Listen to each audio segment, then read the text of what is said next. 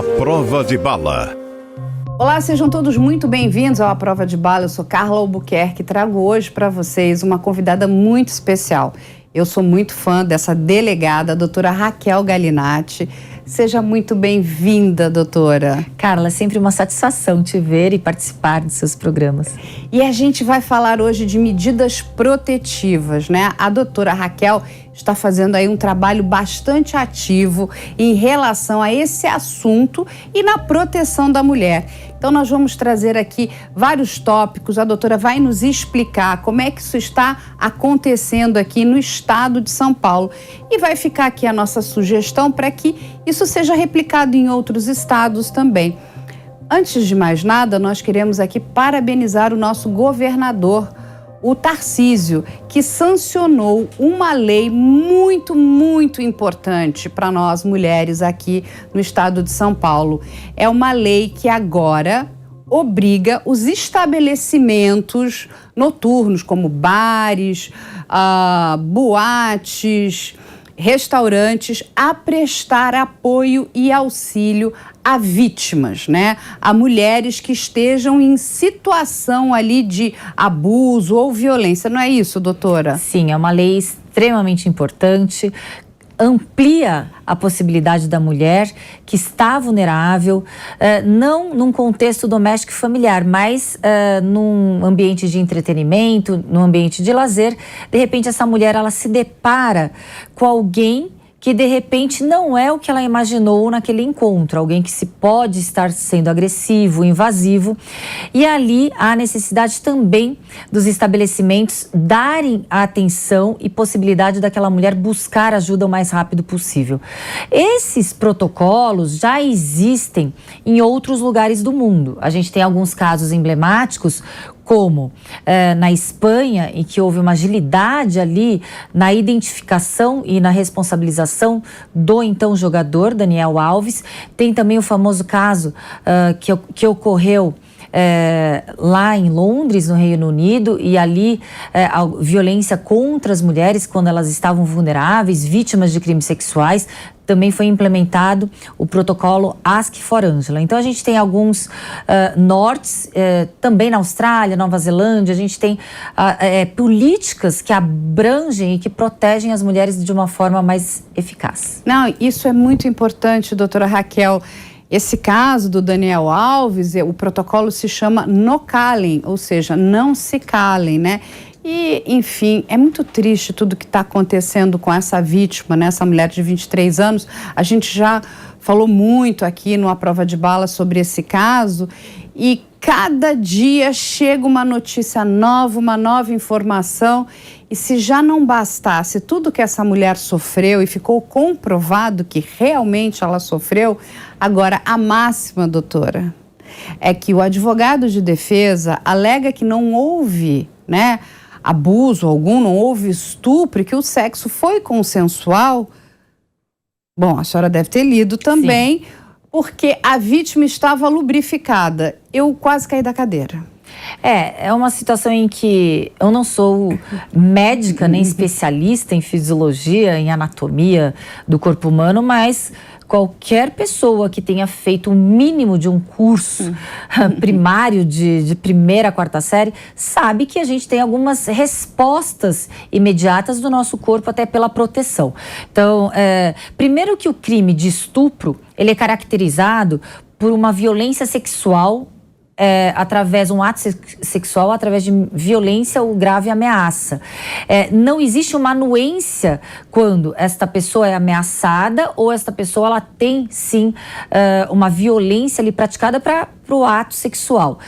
E como resposta, se a manifestação do corpo também, ela pode até para preservar e ter menos lacerações no próprio corpo, a lubrificação. Então é uma situação que é completamente incongruente, é inconsequente e irresponsável utilizar uma tese de defesa de desqualificar de tamanha forma a mulher. Então eu acho que existe limite para tudo, inclusive para a defesa. Eu acho que a gente tem as leis ali norteando a nossa conduta, mas a moralidade, a honestidade, ela tem que preponderar. Não, aonde chegou, né? Quando eu li esse argumento, eu disse, gente, essa pessoa, ela consegue despertar os piores sentimentos dentro de nós mulheres, né? Porque é muito triste. Eu entendo que toda pessoa tem o direito à defesa, né? Até para que o processo legal corra de forma transparente, correta e segura. Mas a gente não precisa descer o nível tão baixo, né, doutora? E o que essa moça está passando é muito, muito triste. Mas a boa notícia é que a juíza, né, que é a que está cuidando desse caso no momento, ela já disse que Daniel Alves não sai da prisão que ele se encontra. Ele está numa prisão preventiva no momento. Sim, o sistema de justiça criminal da Espanha está dando uma aula de como proteger a vítima. A gente sabe que a vítima ela fica relegada, sim, a quinto plano, muitas vezes com um papel somente de ser testemunha daquele processo criminal. E as suas proteções constitucionais, a sua dignidade humana, ela fica abandonada porque os olhares estão para aquele criminoso que rompeu leis, né? Violou leis. Então, dessa forma, a gente está vendo a atenção para aquela vítima com a sua palavra acreditada. A gente está vendo a quebra de estereótipos em que as vítimas são pré-julgadas, principalmente em crimes sexuais. E é uma aula para o mundo, para toda a sociedade, quando a gente vê que a vítima ela não pode se intimidar sobre pecha de ser classificada ou estereotipada. E aí, doutora, eu vou pedir assim para a gente dar assim, uns 10 passos para trás. A gente vai falar bastante dessa questão das medidas protetivas nesses ambientes, né? Bares, restaurantes, boates. Mas o que precisa ficar claro para as pessoas, a gente já falou aqui algumas vezes, mas a gente precisa repetir, é o seguinte, não é porque uma mulher está casada com alguém ou ela tem um parceiro que ela tem que querer sempre fazer sexo com esse homem, correto? É aquela tal história, o não é não, eu não quero e ambas as partes precisam respeitar, né, esse acordo, esse combinado. Sabe, Carla, quando a gente convive, o direito ele é uma leitura e nortes para uma convivência em sociedade em que direitos são preservados, direitos eles não são violados, os limites de cada um. Mas por muito tempo a sociedade conviveu em que a mulher ela era desprovida de direitos, de vontades e de posicionamentos. Muitas vezes a gente até tem não só a situação em que era uma obrigação marital, em que a mulher deveria necessariamente prover o sexo àquele seu marido, também tínhamos teses de defesa em que quando o homem se sentia atraído, às vezes sem o conjunto probatório ali fático demonstrado, ele poderia, para legítima defesa da honra, matar aquela mulher, e aquela tese ela era aceita em júri. Então é uma situação em que a gente evolui, o pensamento do coletivo, do subconsciente popular evolui, e a lei assim ela pode ser aplicada. Então quando a gente ainda tem situações extremamente bizarras em que todos acreditam no que está sendo falado de uma forma repetida, muitas vezes aquele que pratica o crime ele não vê um crime ali praticado, né? Então, existe sim o estupro marital quando a mulher não anuiu, quando aquela conjunção carnal ou ato libidinoso diverso da conjunção carnal é praticado mediante violência ou grave ameaça, existe sim a caracterização, a tipificação do crime. Afinal, a mulher não é propriedade do homem. Não, e ambas as pessoas têm que ter vontade e desejo, né? E que fique claro que, independente do ato ter começado, se uma das partes não quiser avançar com aquilo, a outra precisa entender e precisa parar. Essa dúvida que fica na cabeça das pessoas, então, que é um dos argumentos que está sendo usado lá na Espanha pelo Daniel Alves. Não, ela começou, ela já tinha me dado um beijo, já existia algo ali. Enfim, existia algo na cabeça dele, né? E ele criou aquele cenário para abusar, para estuprar essa mulher. E olha o que aconteceu, né? Porque as pessoas...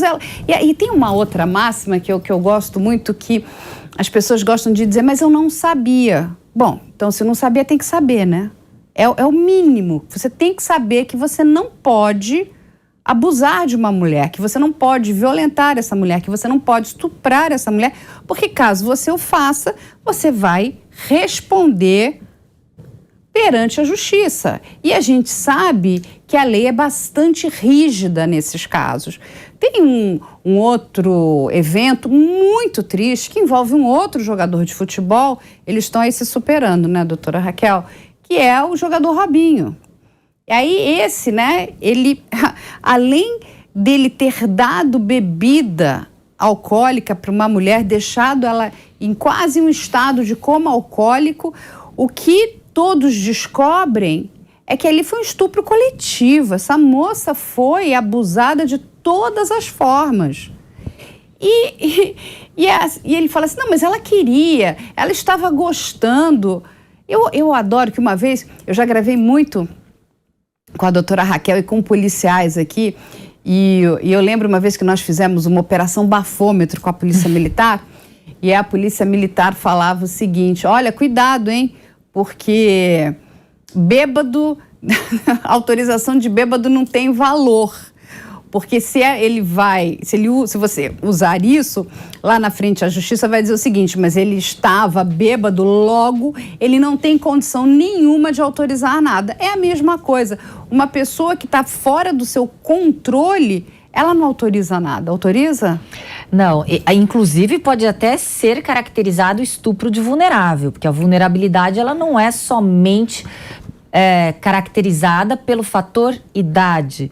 Também a gente pode caracterizar quando a vítima ela não tem já como se proteger, como decidir por si só, por estar entorpecida, por estar sedada. Então a gente pode falar sim, estupro de vulnerável, e é mais grave ali a tipificação e a pena. Sabe o que é interessante? Quando a gente fala em crimes sexuais e quando a mulher de uma certa forma inicia contatos não sexuais, mas contatos assim físicos, ou é um beijo, ou é um abraço, ou é um flerte, de forma errada, equivocada, as pessoas elas tentam se garantir como tese de defesa que essa iniciação foi uma possibilidade, uma abertura para a prática de todos os atos sexuais que vêm na correlatos e que caracterizam os crimes.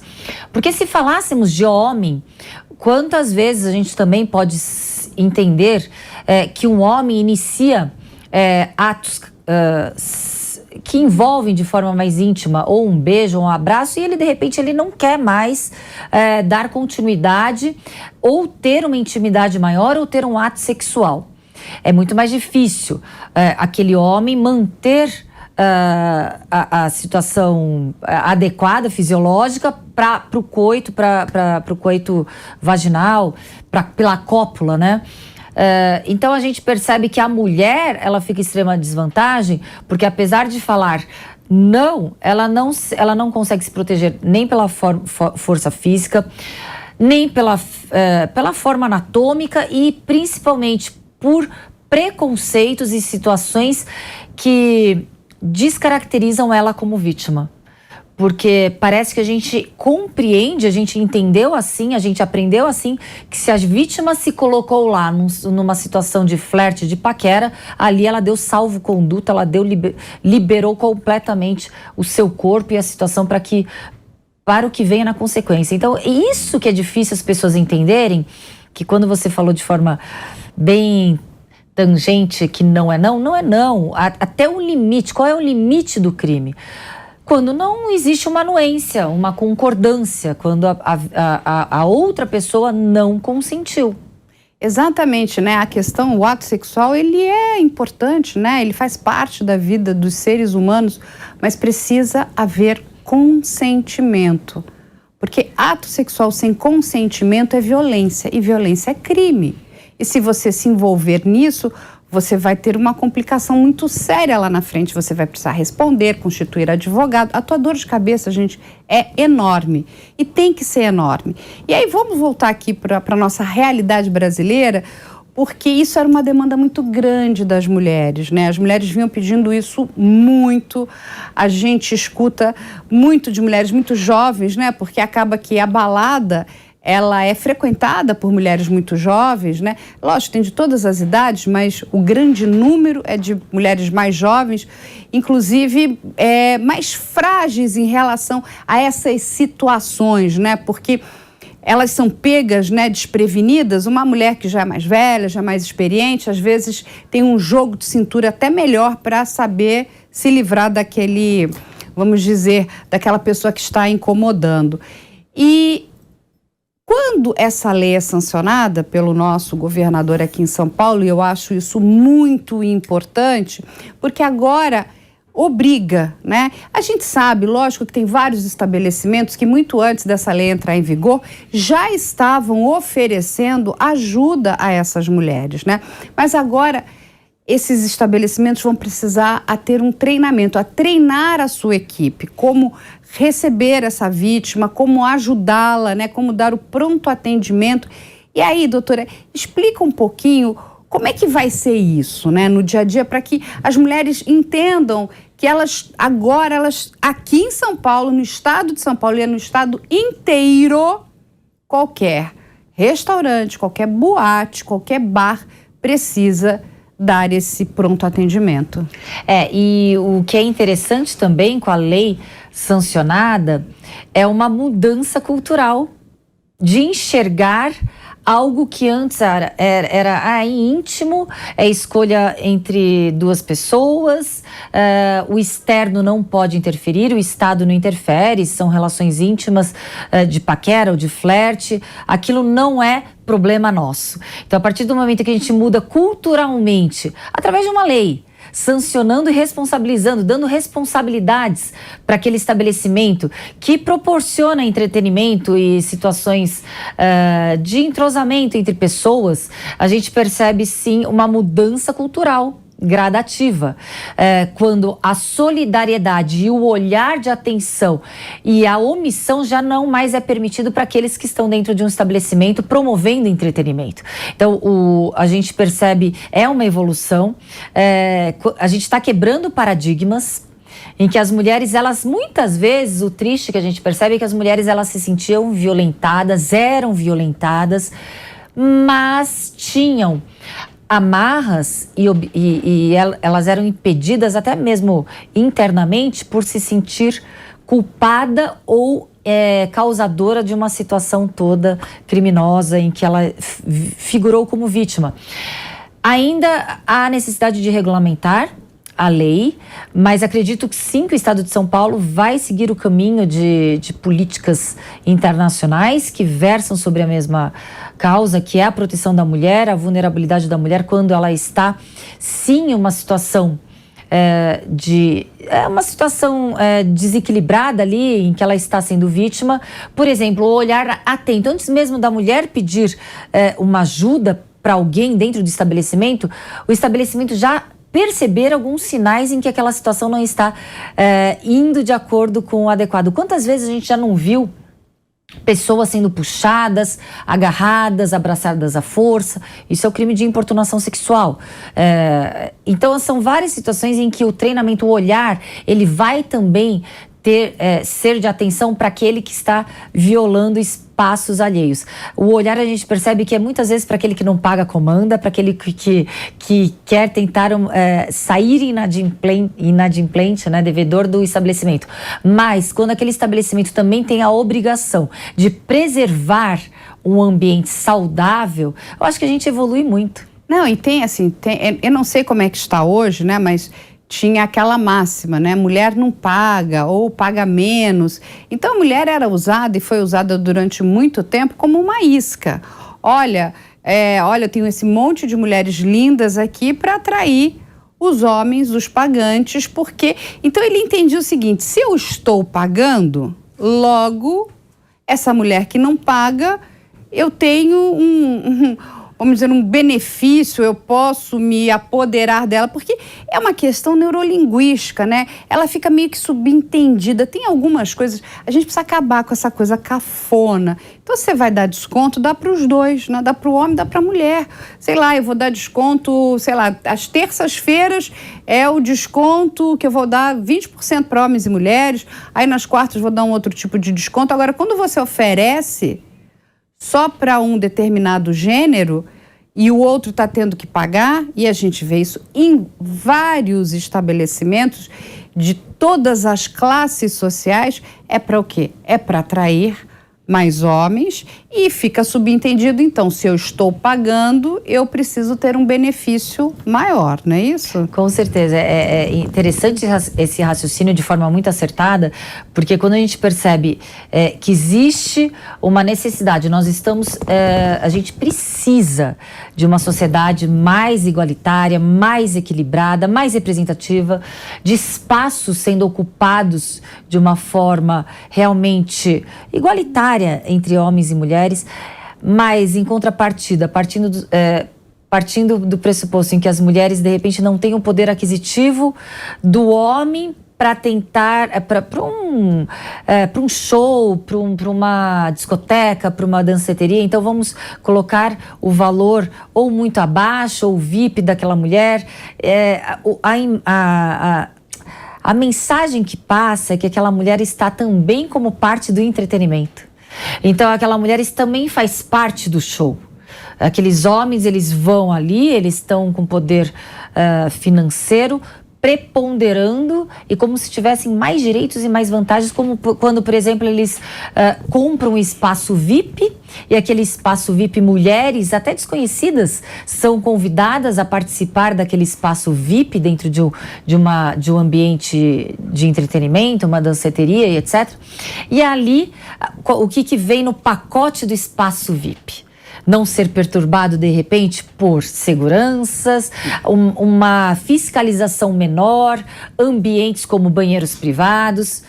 E aí o estabelecimento, ele tem agora, através de uma lei, falando, não, a responsabilidade é do estabelecimento de tudo que ocorre. Então, não é porque o espaço é comprado que as regras podem ser violadas naqueles espaços ou pessoas desrespeitadas. Então, é muito interessante quando há necessidade da gente fazer uma leitura conglobante, é uma leitura complexa da situação. A gente não está falando que a gente não gosta mais de gentilezas ou de algo por sermos mulher, termos assim, uma gentileza, uma flor ou algo sendo oferecido. Não, as gentilezas são muito bem-vindas, mas gentileza é uma coisa, né? Agora, você ser uma oferta, né? Você fazer ser parte um do prêmio show é outra, né? Fazer parte do entretenimento, fazer parte ali do ticket, né? Do ingresso pago, vão ter mulheres. Então é uma situação que a gente tem que quebrar também. São situações, são formas de marketing para aquele estabelecimento tenha mais clientes ou tenha um lucro maior. Você sabe, doutora, que eu estava lembrando aqui, eu conversei há um tempo atrás, né, com amigos da área de publicidade. E você deve lembrar, né, muito bem, que as campanhas de bebida, lembra de cerveja, elas usavam muito o corpo da mulher, Sim. O corpo feminino, né? E era muito interessante porque foi feita também uma outra pesquisa, quem é que comprava a cerveja? Apesar da propaganda estar voltada para o público masculino, olha que loucura, como é que a gente vai incutindo, né, esse comportamento inadequado nos nossos homens? É cultural mesmo. Então é o seguinte, você que bebe cerveja, você que é homem, olha essa mulher linda, bonita, gostosa, aquele estereótipo ridículo. Só que quem comprava cerveja, na grande maioria das vezes, era mulher e não marido. Então, feita uma pesquisa também, porque uma determinada marca, e eu tive acesso a essa pesquisa muito interessante, mostrava o seguinte, que a marca que não estava usando o corpo da mulher para vender cerveja, eu não me lembro agora, ela usava, era um bichinho, eu não me lembro, ela vendia mais. Porque a mulher muito indignada falou, não, eu me coloco também no mesmo lugar. Eu vou comprar um produto que está vendendo a mulher junto com o produto? Isso é um absurdo, né? Você não é uma mercadoria. É essa mentalidade que a gente precisa mudar.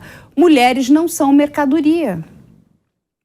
Correto? Não, é perfeito, porque a gente vê que hoje nós somos, como eleitoras, 53% aqui da população brasileira. É claro que como consumidoras também somos uma parcela significativa e decisiva ali para determinado segmento.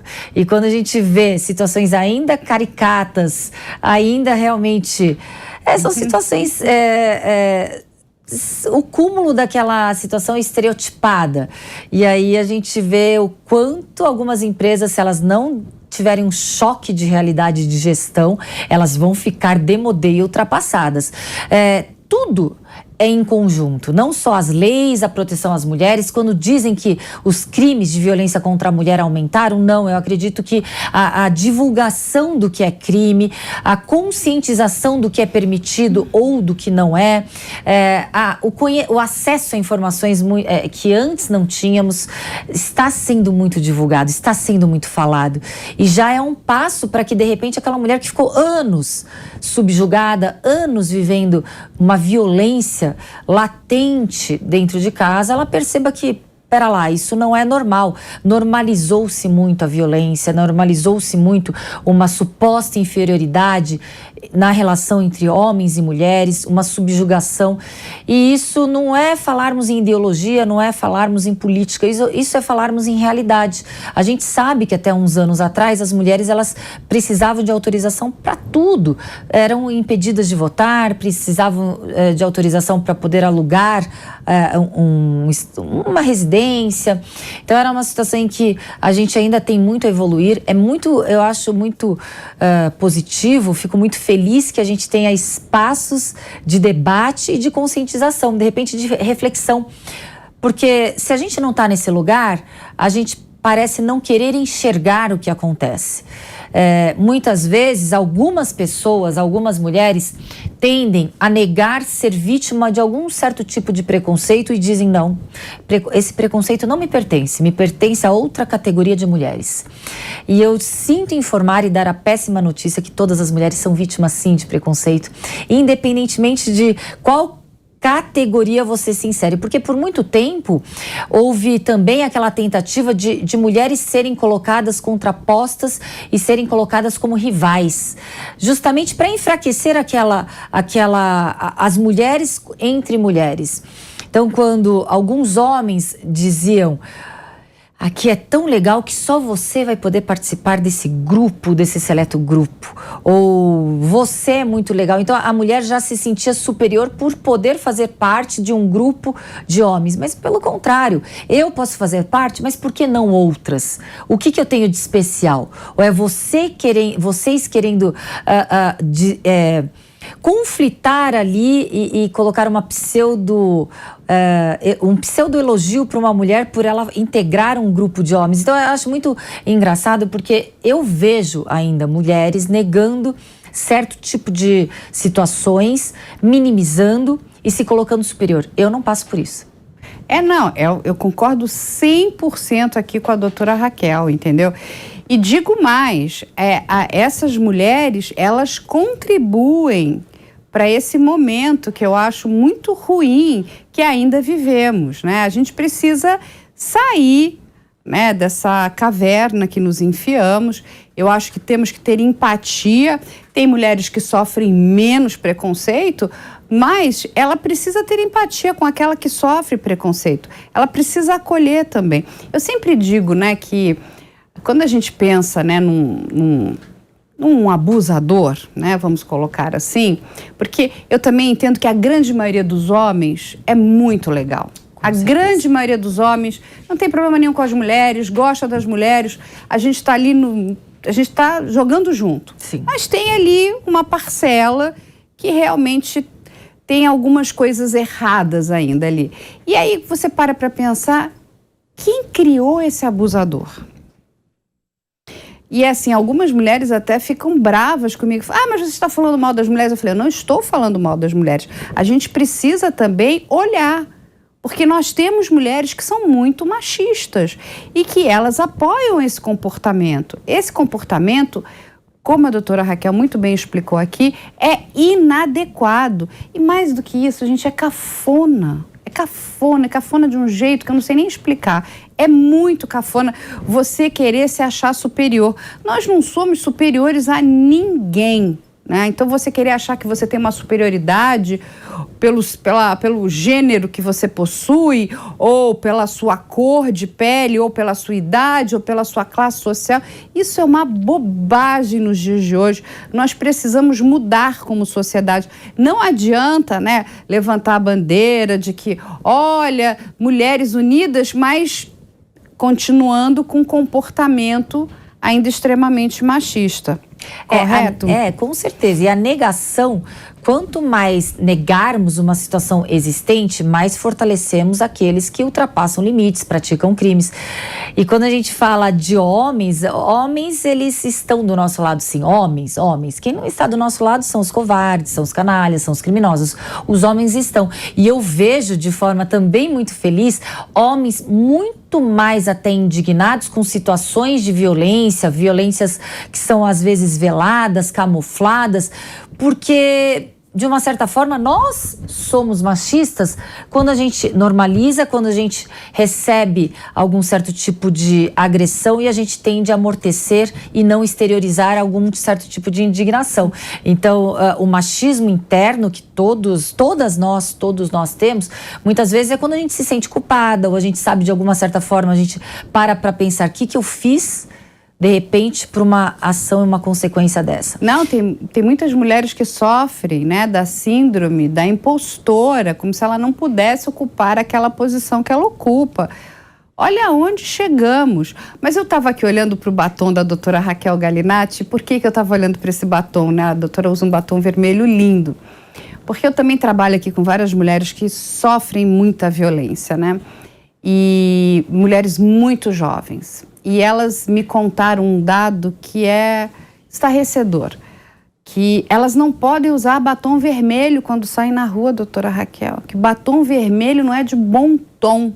Então criou-se um padrão que mulheres, vamos dizer, né, para esses homens que são corretas, não usam batom vermelho. Aí eu adorei que a nossa superdelegada que usa um batom vermelho lindo, né? Vermelho e unha vermelha. Adoro vermelho.